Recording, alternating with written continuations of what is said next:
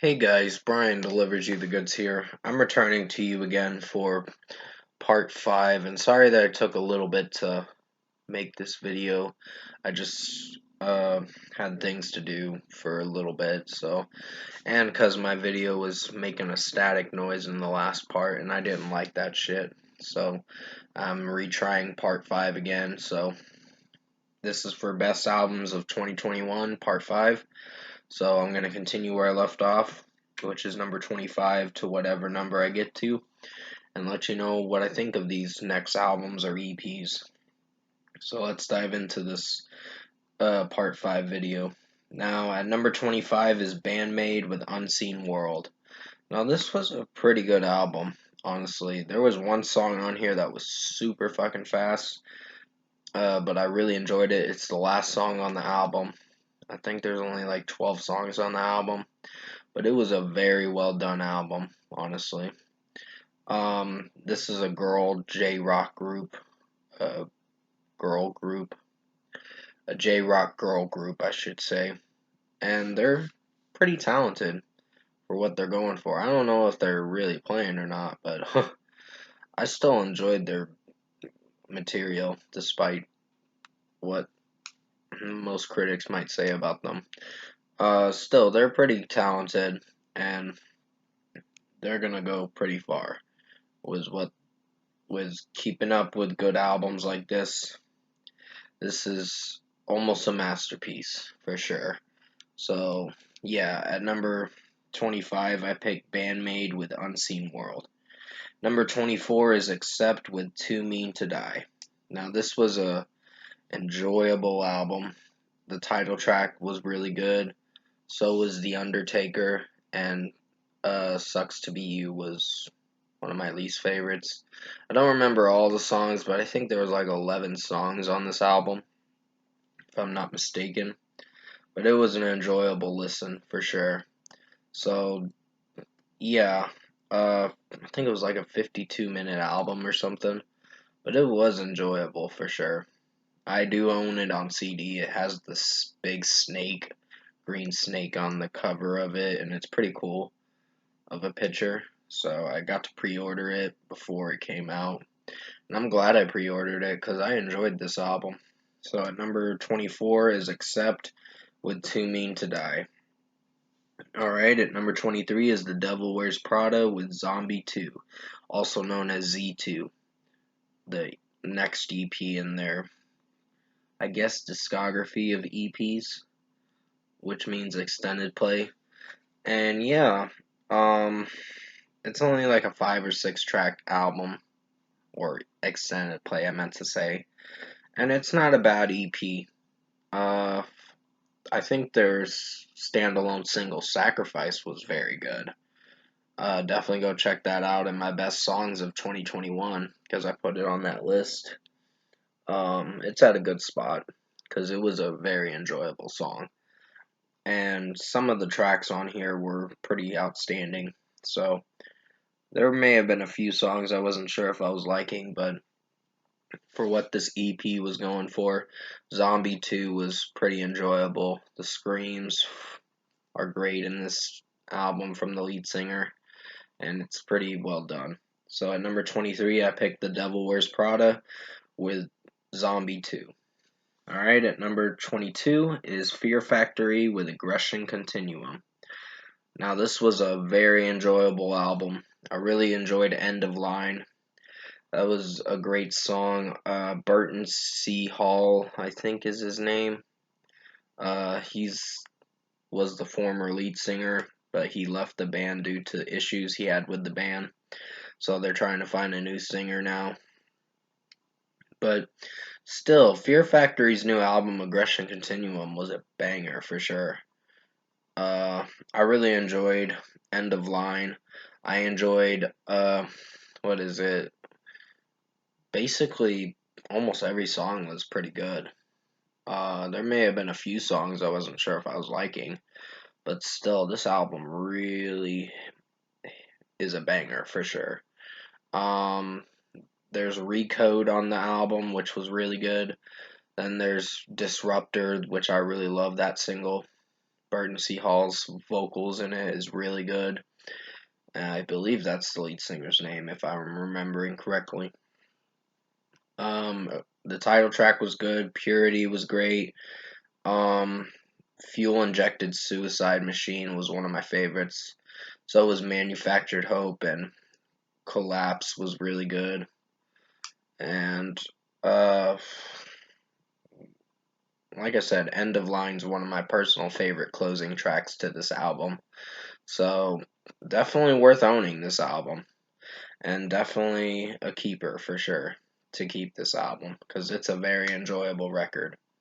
So at number 22, I picked Fear Factory with Aggression Continuum. Alright, at number 21 is Of Mice and Men with the Timeless EP. Now, this was a pretty enjoyable extended play that they made, and I really enjoyed it for what it went for. Anchor being my least favorite, still, I think this album did very well for what it went for. Or EP, I meant to say. I'm losing my train of thought on what I'm trying to call it. It's an extended play, and the next number I'm going to talk about is an album. But yeah, there's only 3 songs on this EP, but it did very well. It struck in the landing of being a successful extended play that Of Mice and Men made. So, Timeless and Obsolete were one of my favorites. And then it's Anchor, and then that's it for the EP. It's not a very long extended play.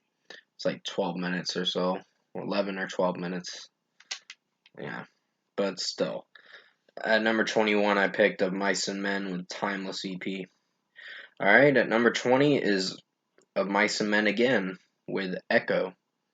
Now, this is the 3rd time I've talked about Of Mice and Men, but they put out some good material this whole year, I meant to say.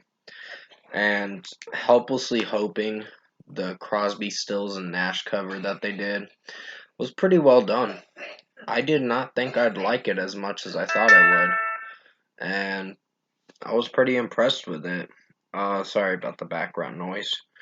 Um, Fighting Gravity was another great song from them. Give me a moment, I gotta pause the video. Sorry about that, guys. Had to pause the video for a moment. Sorry about the background noise. That's my mom talking to my cat. But yeah, basically, Of Mice and Men Echo was a very good album.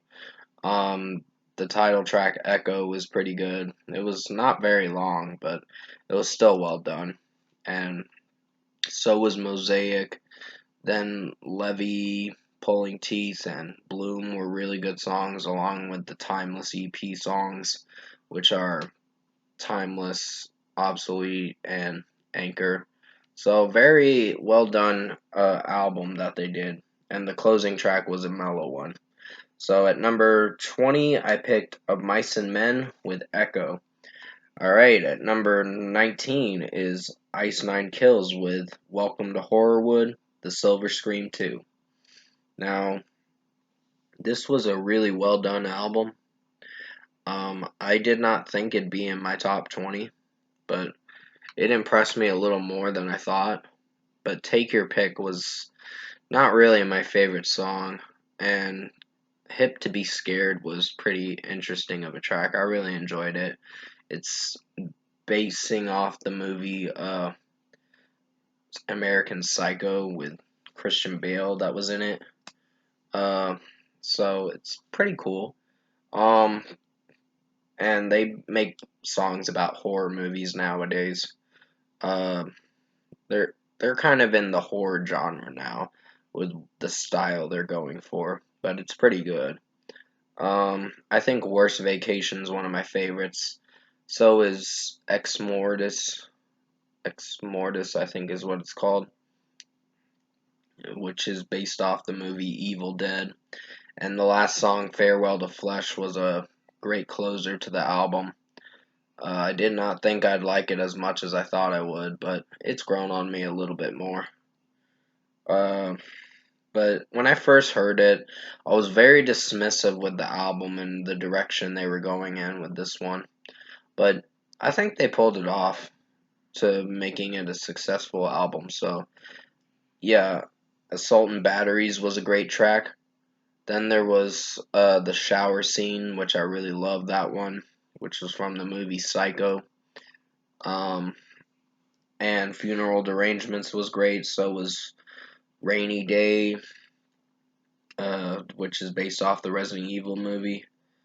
And there were some other tracks too on here that were bangers for sure. So yeah, Welcome to Horrorwood, the title track was really good. So was A Rash Decision and other tracks like that. So yeah, number 19 is Ice Nine Kills with Welcome to Horrorwood, the Silver Scream 2.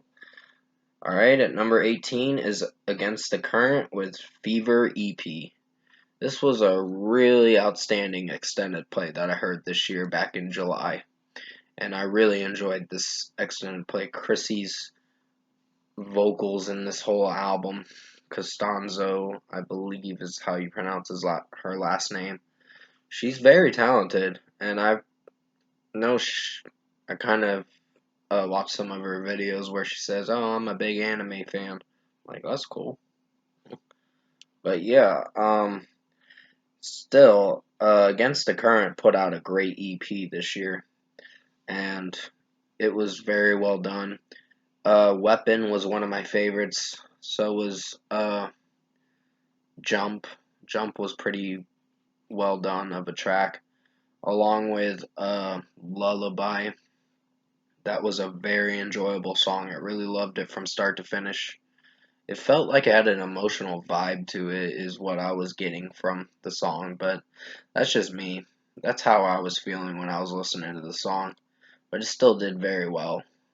It was a very well done song. So at number 18 is Against the Current with the Fever EP, or Fever EP. At number 17 is Volumes with Happier.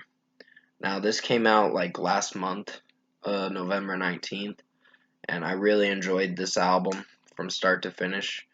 FBX being a banger of a track, but it's only like 2.5 minutes. And then comes Malevolent after that, and that was really good. Bend was a pretty nice song. Then was Get Enough. Then Lets Me Down. Those were great songs too. Uh, After that is Man on Fire, which is just screaming vocals. And Waited was really good. I can't believe they made a music video for it. I didn't think they would. 'Cause yeah, it was a pretty interesting music video. But still, Volumes put out a pretty good album this year. A really good album, I should say. I was really enjoying it from start to finish. And yeah, this was one of the best things I heard this year. So at number 17 is Volumes with Happier. The last four songs, like Into You, Hurts, I think is what it's called.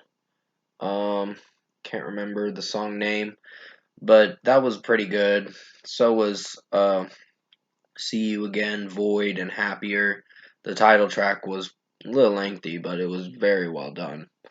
So at number 17 is Volumes with Happier.